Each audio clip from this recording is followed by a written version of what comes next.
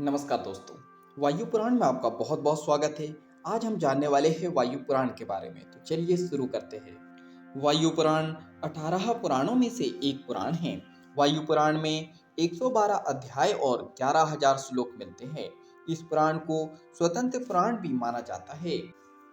वायु पुराण को विद्वानों द्वारा स्वतंत्र पुराण न मानकर शिव पुराण का ही अंग मानते हैं, क्योंकि इस पुराण में शिव उपासना की चर्चा अधिक है।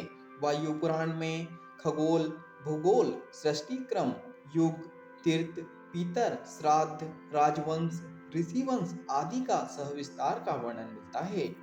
संक्षिप्त जानकारी।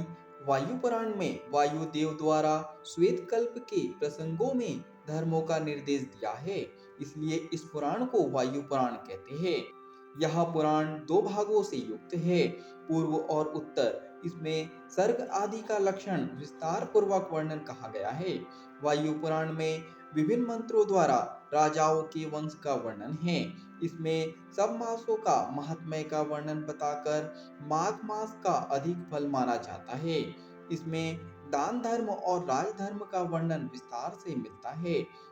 इसमें पृथ्वी और आकाश में घूमने वाले जीवों संबंध में निर्णय किया गया है।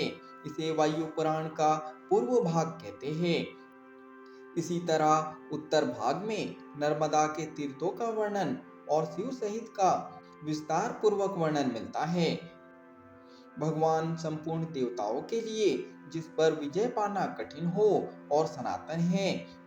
नर्मदा के उत्तर तट नर्मदा के उत्तर तट पर निवास करने वाले वह भगवान रुद्र के अनुयायी होते हैं, और जिनका दक्षिण तट पर निवास है वे भगवान विष्णु के अनुयायी होते हैं। वायु पुराण हिंदू धर्म के 18 पुराणों में से एक है। पुराणों में इसका स्थान चौथा है। इस पुराण को शैव पुराण कहा जाता है। इसमें वैष्णव मत पर विस्तार से भली भांति ज्ञान मिलता है।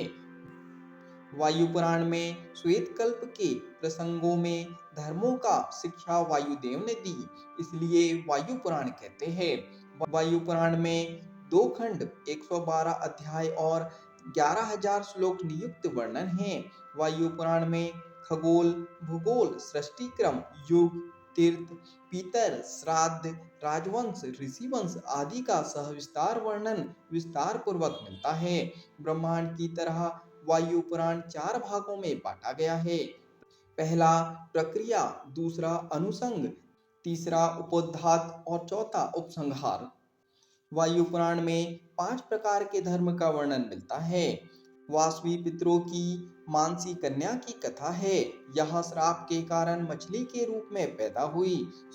सूत जी ने यातियों के प्रायश्चित करने के नियम के बारे में कहा गया है कि धर्म को जानने वाले ने कर्म, कृत और अकृत कृत दोनों ही पापों के लिए प्रायश्चित करने का कहा गया है। अध्यायों का वर्णन। वायु पुराण के शुरू नारायणम नमस्कृत्य से होता है। इस पुराण के दूसरे श्लोक में महर्षि व्यास की प्रस्तुति का गायन किया गया है, और तीसरा श्लोक शिव भक्ति का वर्णन करता है। वायु पुराण के अध्याय 98 में भगवान विष्णु की प्रशंसा है, और भगवान दत्तात्रेय, महर्षि व्यास, कल्कि अवतार भगवान विष्णु के अवतार कहे गए हैं। अध्याय 99 वायु पुराण का सबसे बड़ा अध्याय है।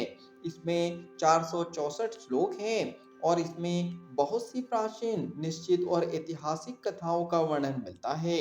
वायु पुराण में श्राद्ध के 160 श्लोक, मोक्ष पर 35, तीर्थ के 22, दान के 7 और ब्रह्मचारी पर 5 है। वायु पुराण ने गुप्त वंश की ओर एक संदेश चलता कर दिया है। इसमें 5 वर्षों का एक युग मालूम होता है। अध्याय 87 में पूर्वाचार्यों के नियम के आधार पर